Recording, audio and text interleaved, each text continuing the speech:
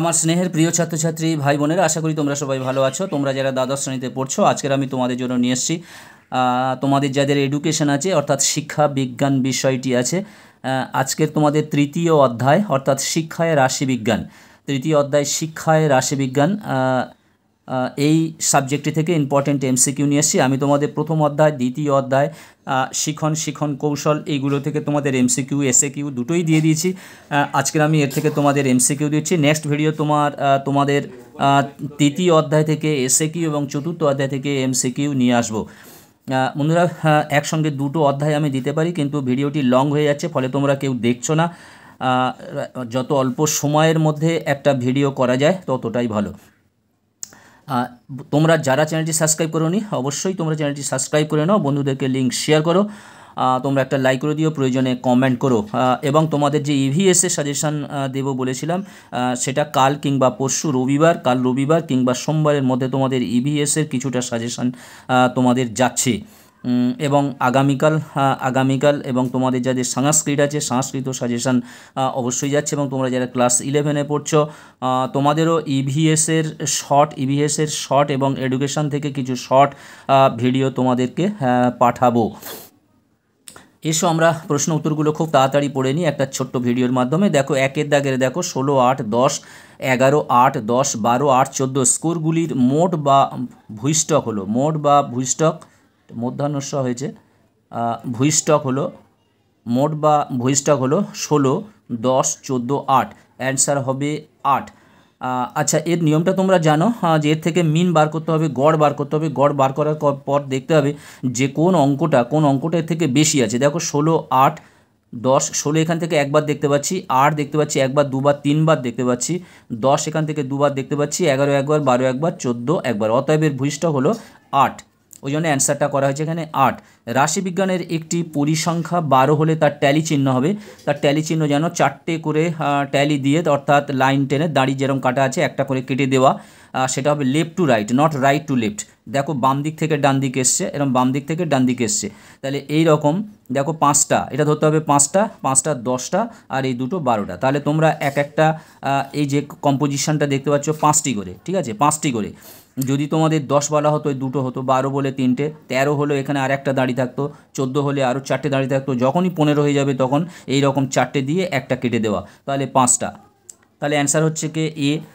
রাশি বিজ্ঞানের একটি পরিসংখ্যা 15 হলে তার ট্যালি চিহ্ন হবে, তাহলে এইটা দেখতে পাচ্ছ এখানে অপশান সি, এটা হলো এ, এটা হলো ডি। রাশিবিজ্ঞানের উচ্চ স্কোর ও বিস্তৃতি যদি যথাক্রমে 120 ও 30 হয়, তবে নিম্ন স্কোর কত হবে?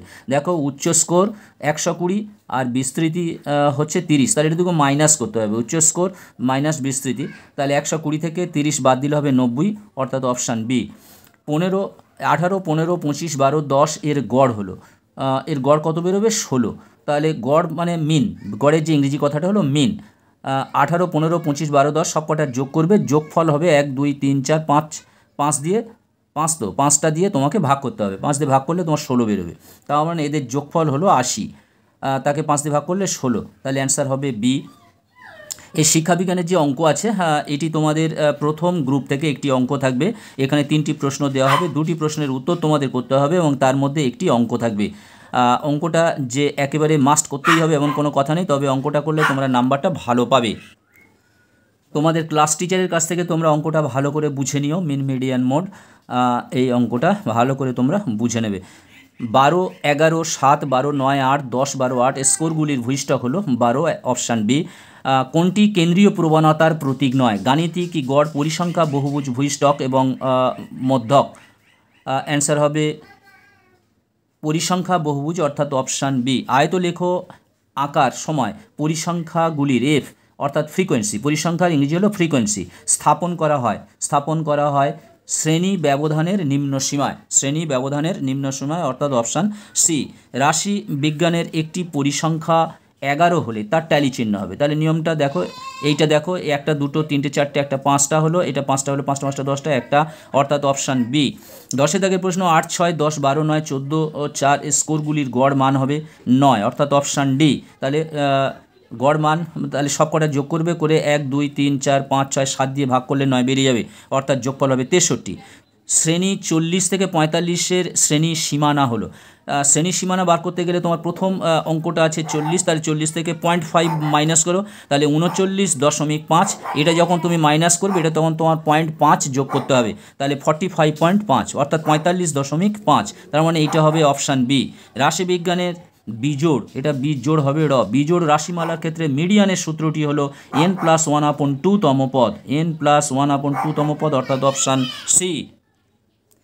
তার দেখে প্রশ্ন 60 থেকে 65 শ্রেণীটির মধ্যবিন্দু হলো 62.5 অর্থাৎ অপশান বি এর মধ্যবিন্দু। দেখো 60, 61, 62, 63, 64, 65, তাহলে 62, 63 যোগফলকে 2 দিয়ে ভাগ করলে বেরোবে 62.5।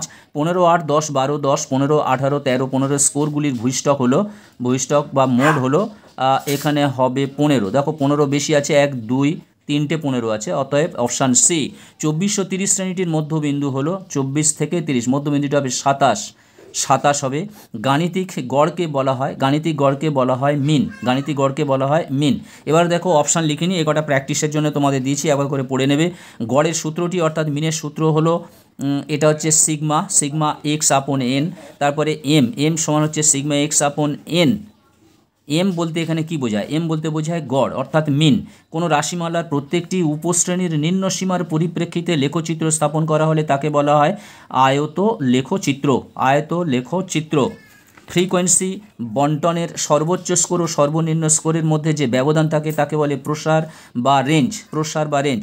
100 থেকে 109-এর শ্রেণীর সীমানা হলো ওই একই, দেখো 100 থেকে 100.5 মাইনাস করলে 99.5, এদিকে 109.5, এটা 0.5 মাইনাস হবে, এটা 0.5 প্লাস হবে। শ্রেণীর ব্যবধান সমান রাশিমালার প্রসার, রাশিমালার প্রসার আপন শ্রেণীর সংখ্যা, রাশিমালার প্রসার আপন শ্রেণীর সংখ্যা। 23-এর দাগের প্রশ্ন দেখো, সহগতির সহগাঙ্ক যে ইংরেজি অক্ষরের দ্বারা প্রকাশ করা হয় ছোট হাতের আর দ্বারা প্রকাশ করা হয়। পরিসংখ্যা বহুভুজ অঙ্কনে ছক কাগজের এক্স অক্ষে বসানো হয় শ্রেণীর মধ্যবিন্দু। এক্স অক্ষে কী বসানো হয় না, শ্রেণীর মধ্যবিন্দু বসানো হয়। একটি বিচ্ছিন্ন চলের উদাহরণ দাও। ছাত্র সংখ্যা 95 থেকে 99-এর নিম্ন সীমা হলো, তাহলে নিম্ন সীমা হবে 0.5, 95 আছে, 0.5 মাইনাস করলে 94.5।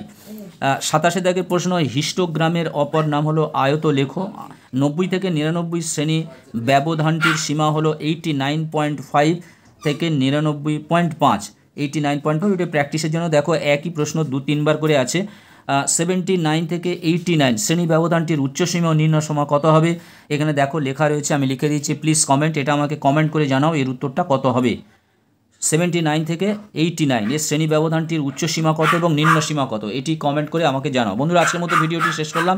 নেক্সট ভিডিও নিয়ে আসবো নেক্সট ডেতে অন্য একটি সাবজেক্টকে নিয়ে। তোমরা সবাই ভালো থাকবে, সুস্থ থাকবে, অবশ্যই চ্যানেলটি সাবস্ক্রাইব করবে এবং বন্ধুদেরকে লিঙ্ক বেশি করে শেয়ার করবে। তোমাদের সকলকে অসংখ্য অসংখ্য ধন্যবাদ।